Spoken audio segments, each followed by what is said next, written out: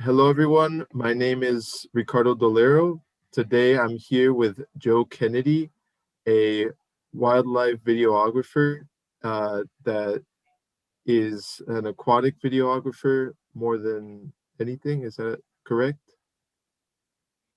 No, I do sort of topside and underwater. So it all depends on what I can get commissioned. So I'll spend as much time underwater as on land.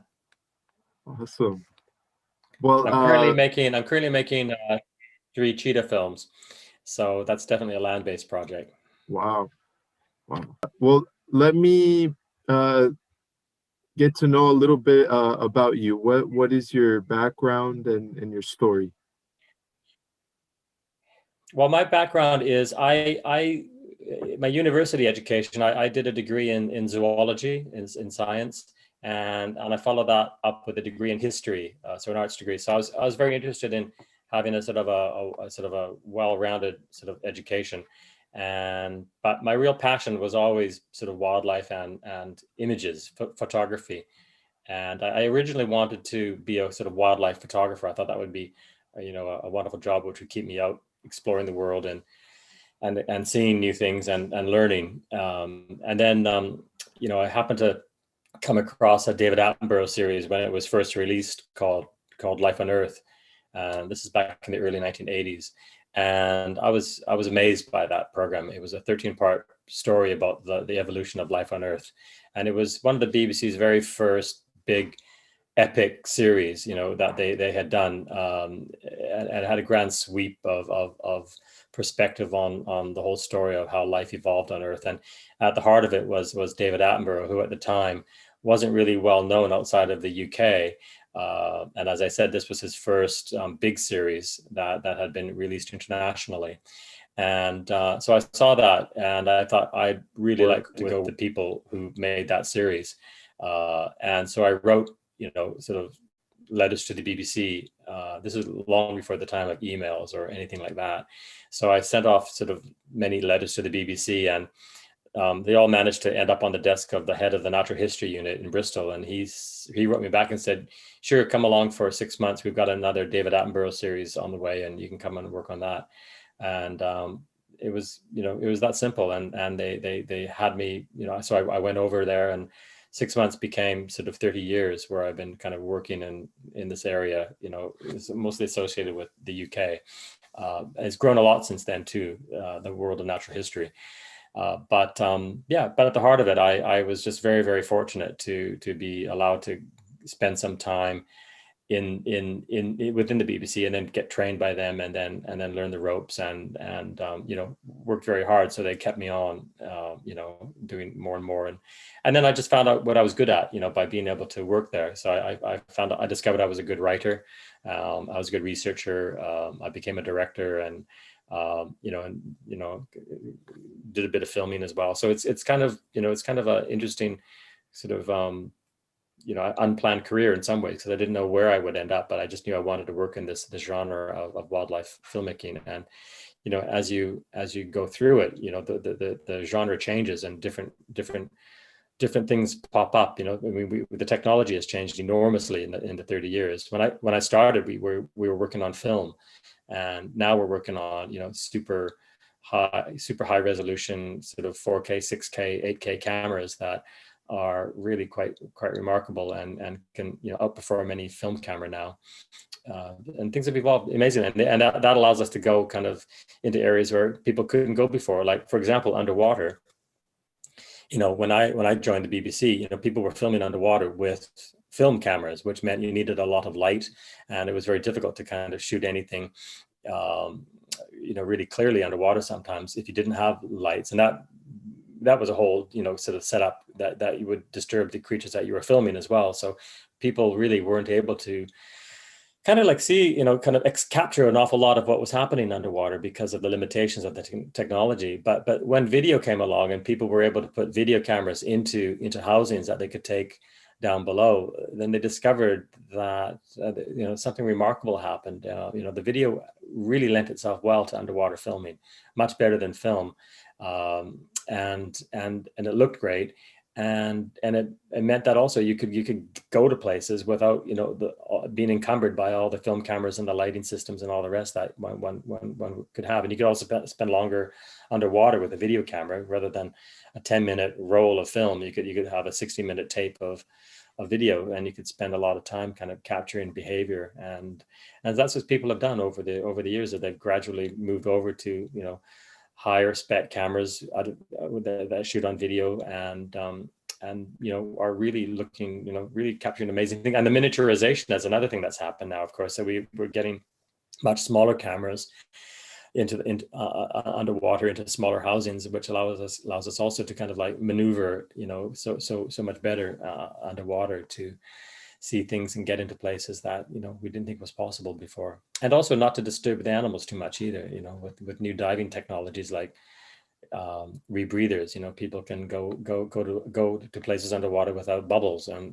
not disturbing the animals that are there. So you kind of can mold yourself into the reef, as it were, and just film what's happening, and the creatures get used to you very, very well, because you're not kind of you're not a big presence. You can be subtle and quiet, and that's the best way to approach these type of topics when you're trying to film them and capture genuine, real behavior. Wow. Well, yes, I saw your uh Ocean Voyagers Yeah. documentary that you sent me, and I'm just amazed by those shots where the whales come in and then the tails. Like, were you actually there, the one filming those shots? I wasn't actually. That was so that project was brought to me, and the company I was working for, by the two cameramen who filmed it, Bob Cranston, who lives in San Diego, and Feodor Pitcairn, who's based in Pennsylvania. And they went out to French Polynesia, to the breeding grounds of humpback whales. And they had the good fortune of encountering this mother humpback and a newborn, and he had obviously been born recently, not long before. And you know, the mothers will just rest there for the duration of the winter, and just give birth and hang out for a few months, and then head north once the calf has, you know, kind of put on a bit of weight and able to travel, and the season has changed. So they found this mother and calf, and started filming. And they had a 2-week period where they could get into the water day after day after day and approach this pair. And you know, after a while, the mother, you know, got used to them, and that was the key thing. Is, and again, this is how important it is to spend time on a project and learn your subject, and you know, approach them with a lot of respect. And so, because Bob and Feo were there every day, you know, the mother humpback, you know, really did kind of recognize them, got used to them, and you know, didn't really kind of like, in the end, didn't worry about their presence, because she was familiar with them by that point. And if she didn't want them to be around, she could just raise a fluke here or there, just to kind of push them off, or you know, indicate that, you know, they were too close. But in the end, at the very end of their stay there, I recollect Bob telling me the story how he would be filming the calf nursing from the mother's, you know, nursing milk from the mother, and he would get right underneath the mother, and you know, he'd kind of put one hand on the mother's belly, and while he operated the camera to steady himself and film the calf, and the mother was accepting of that. It was quite an extraordinary encounter and filming trip for them, because they were you know, they were such a sort of, you know, kind of familiarity by the end of it, that everything worked quite well. I mean, the only challenge or dangerous moment, you might say, is when this very rambunctious calf, you know, loved to kind of move around and play and approach, and the cameraman and kind of, you know, wasn't aware of his own kind of many ton weight by that point, and you know, could cause a lot of damage. And so he was quite happy to kind of splash around in front of Bob, and Bob had to just be very, very careful not to be in the way of a leaping humpback whale every now and then. So, but they got wonderful footage. And then when they came back with us, then we tried to think about a story which we could tell with this story, with this footage. And we thought that, the idea of talking about the humpback whale migration through the perspective of this mother and calf, and everything that this calf would learn by following his mother on this great migration that she would be undertaking, and the story that she would have to, if she could talk, what story would she be able to tell him? And so we wanted to tell a bit of the mother's story and what she would have lived through by that age, and she would have seen the terrible trauma of the whaling fleets in the 60s and 70s, and she would have kind of like done that journey in the migration many, many times. So it was a sort of, we try to kind of make this very individual story of the baby humpback and its mother into something a bit more epic, and that could tell the story about humpback whales, more generally. And then of course, when that got going, we were just very fortunate in bringing in sort of, some very excellent people to help us make the film. So we had, an awesome composer who composed that beautiful music that goes with the film. And then we were fortunate to have, Meryl Streep do the voice for us. And she was delighted to help out because the pictures were so strong. She thought, yeah, I'm in. So we just had a great team of people around us to help make that film. So very collaborative effort with everybody giving their best, and that's what filmmaking is all about. It's very much a team effort. I did not know that, they were getting that close. Like they were touching the actual whale to get good shots. That's amazing. And I saw in one of the scenes where the baby calf, it's the narrator, she said that the baby is so light that he floats, so then the mother or the baby goes under the mother. Those types of behaviors when filming, have you ever filmed anything like that's been filmed for the first time, or have you ever seen anything Yeah. extraordinary while filming? Yes. I mean, that's the kind of the holy grail of filmmakers, wildlife filmmakers, is to capture new things all the time, and to see things for the first time. I mean, Bob Cranston, again, the cameraman on that film, he was one of the first to film blue whales, underwater, kind of feeding on blooms of krill, and it's beautiful material of the animals opening their mouths, enormous mouths coming onto a big bloom of krill, and just sort of inhaling them all. I mean, really remarkable stuff. What I personally worked on a few years ago was a wonderful story about something called the mimic octopus. Obviously not a whale, but a really fascinating animal in its own right, which had only just been discovered by a couple of photographers in Indonesia. They had seen it there, and this remarkable animal was seen to kind of, not only change its behavior, so not only to change, it could change its body color and its body shape to look like other animals. It would also change its behavior to look like other animals. So it could, kind of transform itself into a flounder that would, it would kind of go all gray and brown like the seabed, and it would kind of flounder across the seabed, like one of those fish. Or it could pretend to be a sea snake with two of its arms and a sea snake shaped head made out of one of its arms to kind of foil sort of harassing fish. So we went out to Indonesia to film it. Nobody had ever filmed it before, or there's only one, this one case of the photographs that were taken. So we went on a little journey through Sulawesi looking for the mimic octopus, and finally found it after, I think, 3 weeks. And lo and behold, it just performed all these remarkable behaviors right in front of us as we approached it, and as you saw it do, encounter different animals undersea, it would kind of just transform into these other creatures. I did a lionfish, amazing lionfish up in the water column. The lionfish have this way of swimming, and it kind of like goes forward, and they're all fanned. They have these fanned fins, and the fins are poisonous. They have poisonous tips on them. And they're very brightly colored, black and white. So animals avoid them. But there's this octopus would do something very similar to the lionfish and kind of move through the water column. Octopuses don't do that. They never go through the water column like that. And here it was doing that, and had all the behavior and the movement of the of the lionfish. So quite remarkable stuff to kind of see that, for the first time. Wow. And So when it comes to going out and uh, searching for these things, these you know, animals that you want to film, how is it like with funding?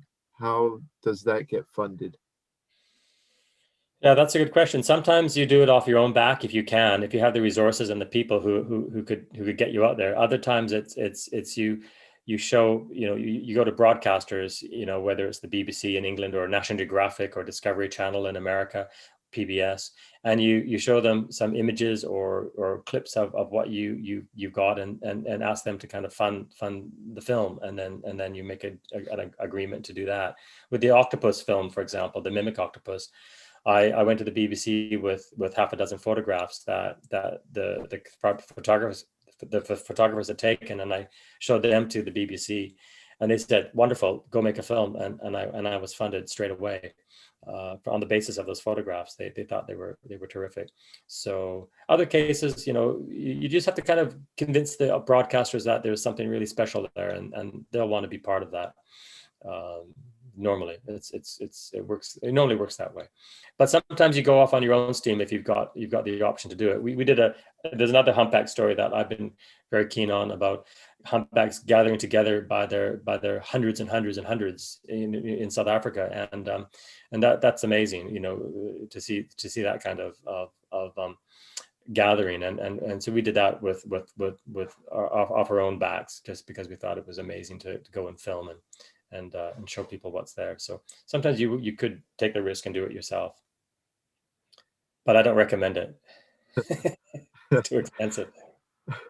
Well, I'd imagine experience has a lot to do with um, getting that funding and doing everything that you've been doing. I imagine experience has to do a lot with it. Experience helps, yeah. And if people know who you are, then they know that you've got a track record of certain kind of films, and they'll believe that they can risk their money on you.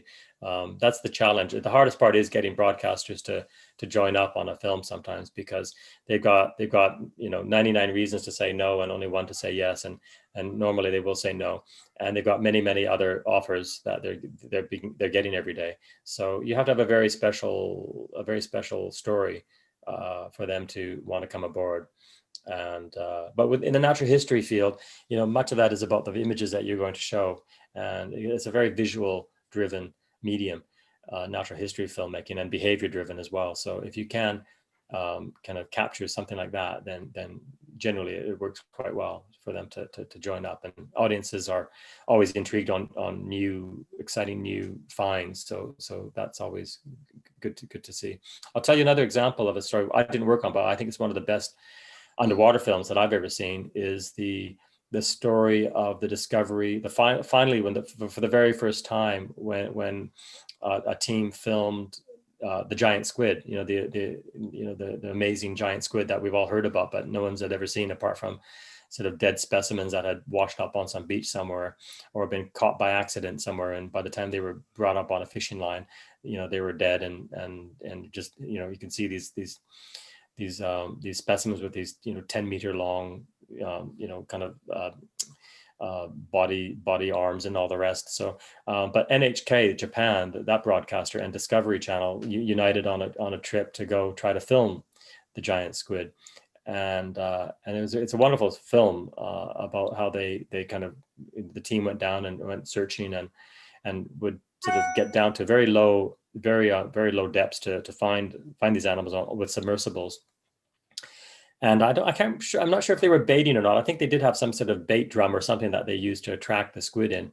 But ultimately, they did bring one in front of their cameras on the submersible, and it really was a sensational moment when the first giant squid that it's ever been seen alive kind of swims into view, and it's very curious about them, and it's got these massive big eyes that it's looking at them with, and I remember the most remarkable thing too was it was pure gold in color. It was golden, and the squid that have been they brought up to the surface have all been kind of this pasty white color, but these animals are they shine with gold color, and they're just absolutely stunning. So it was kind of like, the ultimate, sort of journey into an expedition to look for something very special, and it didn't disappoint whatsoever, finding this beautiful golden animal at the end of the story. So things like that are very special, and it kind of reaffirms why you sort of stay in this kind of world and in this filmmaking genre, because it's so gratifying when things like that happen, to see it, and if you're lucky enough to work on it, all the better. I think I did see that documentary. They went down in like these, they had this really thick glass uh Yeah, submarines. I yeah. that that's amazing.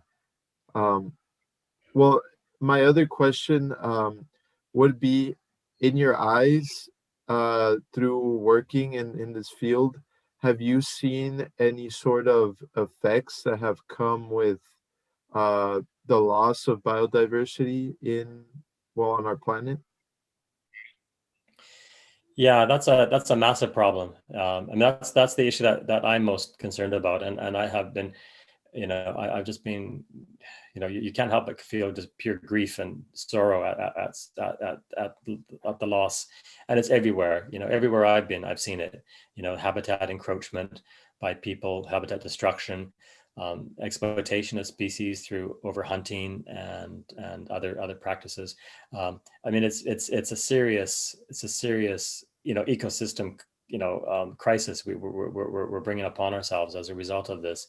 And I mean, the current COVID problem, you could trace that back to the destruction of wildlife habitats and exploitation of wildlife. That's pretty certain that somehow this disease has come from the wild through exploitive practices. And so it's kind of, it's having repercussions back on people now.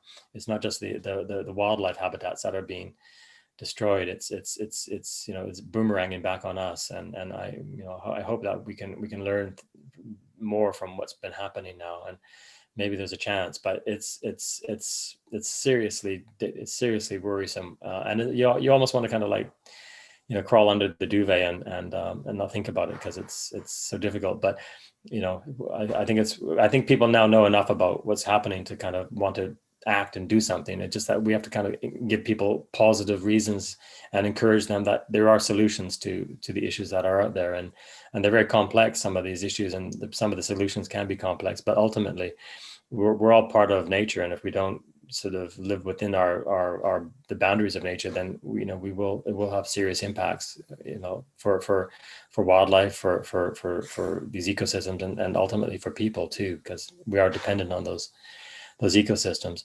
And I'll give you an example of a story which I think is just wonderful. Back in the 70s and 80s, they finally brought in a moratorium to stop whaling, with the big whales, the humpbacks and others. They finally stopped the whaling moratorium. And it's taken many decades, but humpbacks, for example, are coming back very successfully. And I think in 5 of the 8 locations where you've had big populations of humpbacks, they're rebounding well. And people are learning more about these animals and how they sort of what they do for the natural world, and it's a wonderful cycle that these whales are involved in. Um, the humpbacks are down so for example, humpbacks in the southern hemisphere are down in Antarctica feeding on krill, and then when they after a few months down there, they move north and to spend their winter times there. Well, as they move north, they're actually defecating minerals and essential elements like phosphorus back into the ocean, which are needed for other wildlife, or for other forms of life in the ocean.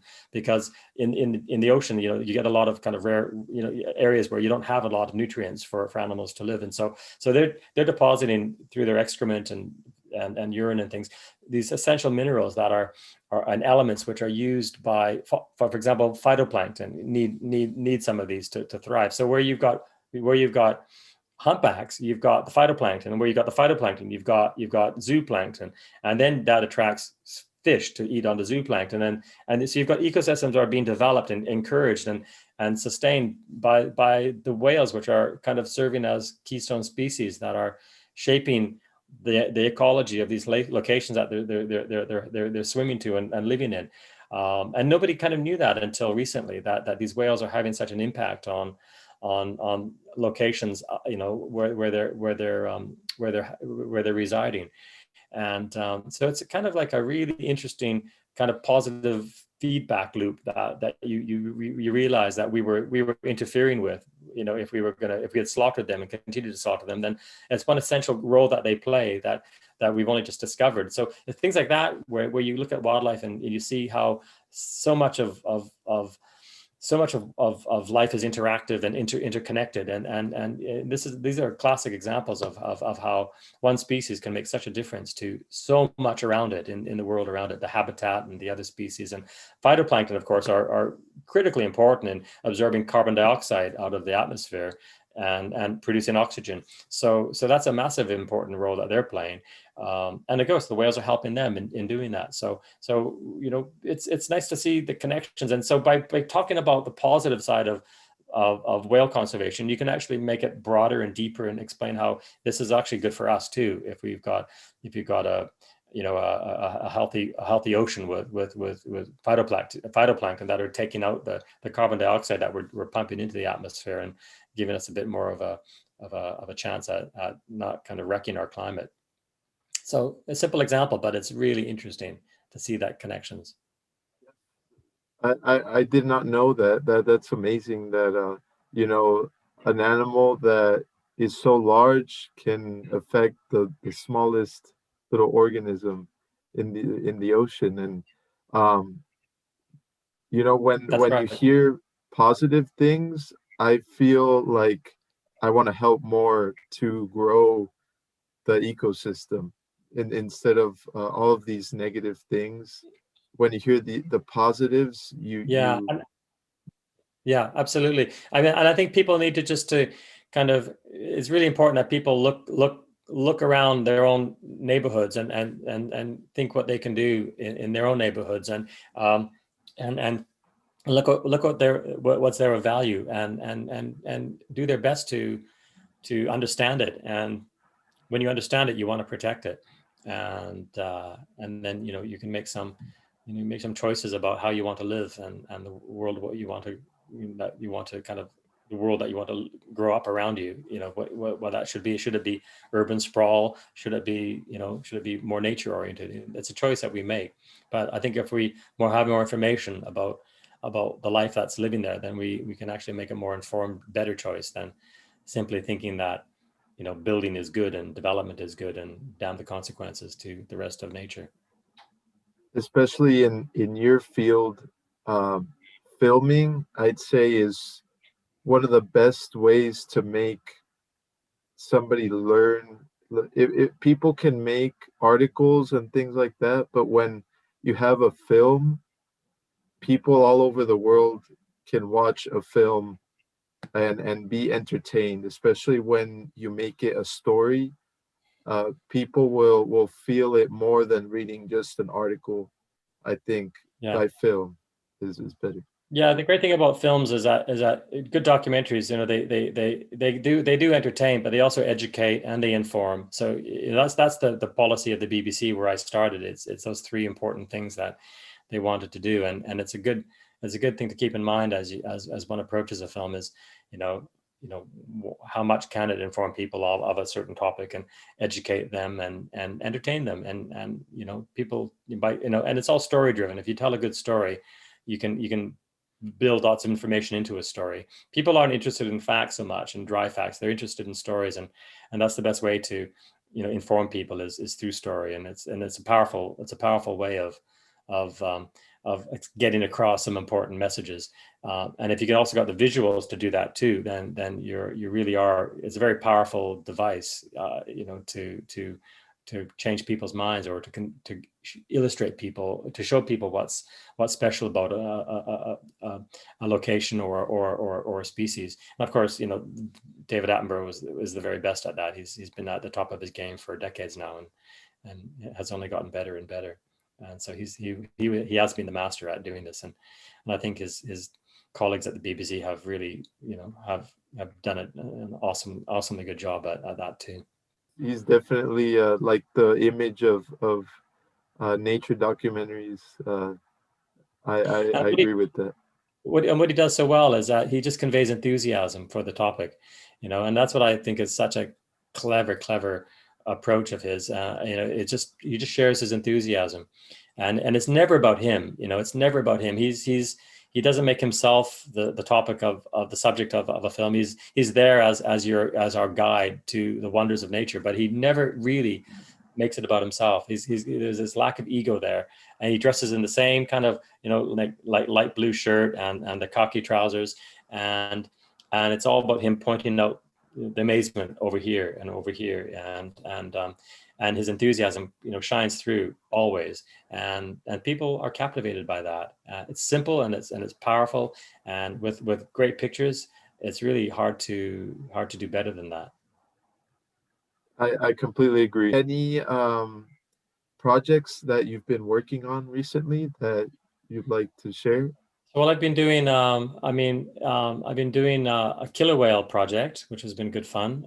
We did a recent one a couple of years ago about killer whales again, this is an example of you never know where you're going to end up on a story, but you go and follow it because you're interested in a certain subject, and there might be something that's fascinating to you. This is, again, back down in South Africa. We came across killer whales that had arrived in a bay near Cape Town and started hunting dolphins in the bay. And I got in touch with the skipper of a whale watching boat, and sure enough, he had witnessed this and took pictures of the event as well. And it was quite a remarkable set of pictures, because the killer whales were leaping high out of the ocean to crush the dolphins. I mean, they were leaping meters out of the ocean and coming down on the pod of dolphins, and they were chasing them, like 10 miles across the width of the bay, back and forth as they hunted them. And the incredible thing was the dolphins were there in pods of 2,000, 3,000, 4,000 animals. So massive, great, turbulent water following behind, in the wake of all these dolphins being, sprinting across the bay. And I actually happened to see it by accident. I was driving by and I saw the commotion in the water, and I thought that was incredible. So we started doing a little bit of interest and research into that, and lo and behold, discovered our colleague Dave, who had taken the pictures of it and invited us on his boat to follow and try to tell the story about what was happening. So, that therein became, a great journey into the lives of killer whales in South Africa, and also dolphins, the lives of common dolphins in South Africa. And we brought in kind of, killer whale experts from Canada who knew mammal hunting dolphins or mammal hunting killer whales, and could help us understand the behavior of the whales in South Africa better. And it was just a remarkable story that grew and grew. And as it's one of those wonderful, sweet things where you, as a sort of somebody with a biology background, to be able to learn from experts like Lance, the fellow I had brought in, the researcher, who would then tell you stories about killer whales and their intelligence and their behavior and what they could do. Really remarkable stuff, that I had never known, and really found it hard to believe at first until I started seeing some remarkable things myself. He'd do things like, for example, I earlier I told you about the humpback whales and how familiar they got with our cameraman. Well, killer whales, very sociable, family-oriented mammals, and they feed together as well. They'll kill a salmon in British Columbia or a dolphin in South Africa, and they'll share that meal. And the sharing of the food is like humans around a dinner table. It's ritualistic almost, because they get to the point where they'll be passing on little morsels of food to one another, and it's not got much nutritional value, but the bonding that happens when you feed your family is really important.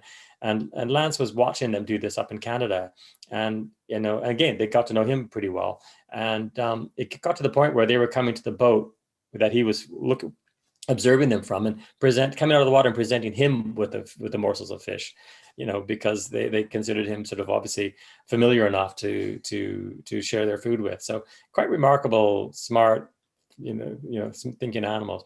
And so I learned all sorts of stuff about orcas, killer whales from him, and then that led me into meeting with other wonderful world famous sort of orca scientists like Ingrid Visser down in New Zealand, who studies the animals there, and she's a wonder herself at understanding shark hunting, elasmobranch hunting killer whales, and she's also very, very involved in kind of the campaigns and efforts to kind of get killer whales out of captivity. That's a whole nother area of sea worlds and captive killer whales. She's been on a big campaign to rescue a wild caught killer whale called Morgan out of Loro Parque in Spain, an aquarium bird park that they've got killer whales there in Spain, and that's been a big effort of hers to try to rescue that animal from exploitation. So you meet amazing people in this field, and I think that's what's really exciting. And so I kind of look around for interesting people to make films with, as well as interesting animals, because I think it's wonderful to come across somebody who's spent 20, 30 years studying an animal and has the generosity to share that with me, and then allow me to kind of work with them on bringing that to an audience to share with them the wonders of these animals and the places that they live. So that's a lot of fun. So I never know what's around the corner. I mean, at the moment we're doing 3 cheetah films, a cheetah trilogy, which just happened to fall onto our laps. We went to a reserve in South Africa, and just happened to come across 2 mother cheetahs, and each of them had cheetah cubs, newborn cheetah cubs of 2 months old, 3 months old, and the mothers met up by accident, and as a result, the cheetah cubs intermingled, and after that, the mothers really couldn't separate the cubs at all, and couldn't take their respective cubs away. So the two mothers ended up for the next kind of 6 months, kind of raising these cubs together, and never been seen before to have cheetahs live separate lives like that, or cheetahs who live separate lives to come together like that, and end up sort of feeding each other's cubs, and in fact nursing each other's cubs as well. They got to the point where the cubs considered both mothers as equals, and it was quite remarkable. So to follow the stories of this unfolding cheetah family was really, really unusual. So who knows what's happening out there in nature until you spend the time observing things and seeing them, because there's all sorts of wonders out there, and I think it's everywhere. So all you have to do is spend that time in that park near where you live, or even in your backyard, watching the birds, and you'll see remarkable things that could lend themselves to remarkable stories that you could share with people.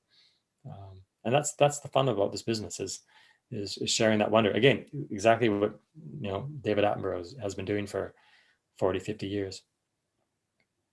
Well, yes, definitely. Nature is something you can really learn from, just looking at it, just observing, and I appreciate letting me absorb these things. So much information that I find very interesting.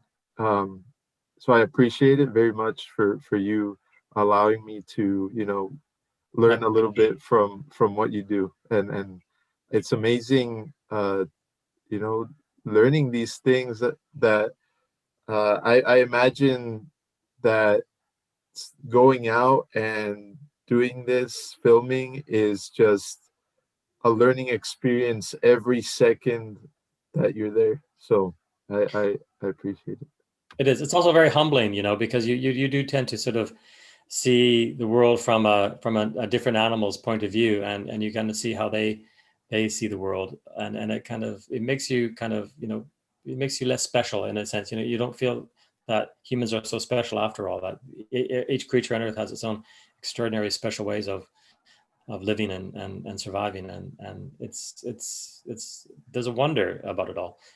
Darwin himself wrote about that there was there was wonder in this view of nature, as you put it, and I think it's true. It's if you look carefully at specific animals, you learn a lot by just spending time watching them, day after day, week after week. You know, it enriches you. It doesn't, you know, it's not time, you know, that wasted. It you really do, you come away from it much more enriched than if you hadn't ever done it. Well, that's something I completely agree with. And you know, every second, you know, even going out and looking at ants Yeah, is a learning experience. You know, you look at how they interact with each other, how some are bigger than the others, some are, you know, when you make a little block, they think like, oh, I need to go around.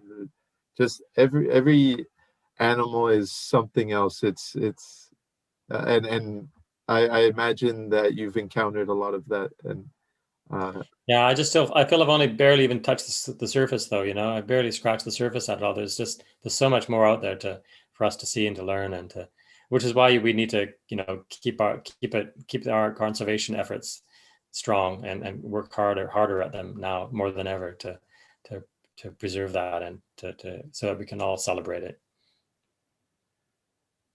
thank you so much Okay. for the interview. Uh, I appreciate, you know, you spending the time and wanting to share information with me. So I appreciate it very much. Thank you so much. My pleasure. Hope all this goes well for you. Thank you.